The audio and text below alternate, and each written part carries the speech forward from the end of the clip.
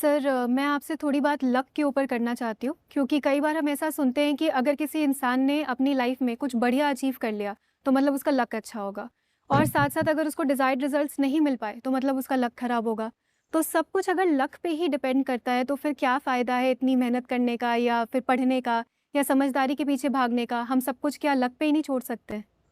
इसका उत्तर देने के दो पर्सपेक्टिव्स हो सकते हैं। मैं अपना स्टैंड अगर आपको बताऊं, एक लेवल पर यह सोचा जा सकता है कि हम सब वही करते हैं जो हमसे करवाया जा रहा है। वीडियो गेम ये है जिसमें हम हैं और कोई पीछे से खेल रहा है। हम वीडियो गेम के कैरेक्टर हैं, ऐसा सोचा जा सकता है।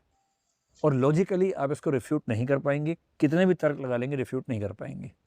लेकिन अगर ये वीडियो गेम है भी तो भी जिसने डिज़ाइन की है बड़ी अच्छी डिज़ाइन की है। हमें लगता ये है कि हम खुद काम कर रहे हैं, कम से कम फील तो होता है।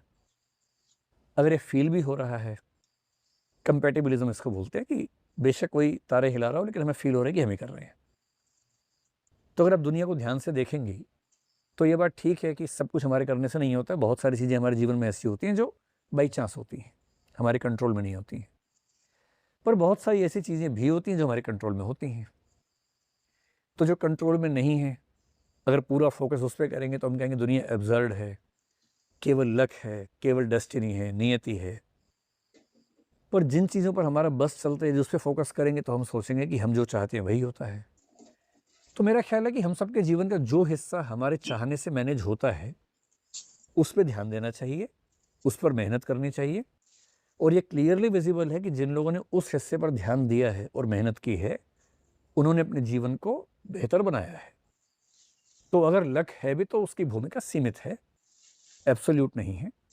कुछ ना कुछ हिस्सा ऐसा हम मान सकते हैं जो हमारे हाथ में है और हमें उससे मेहनत करनी चाहिए। ठीक है।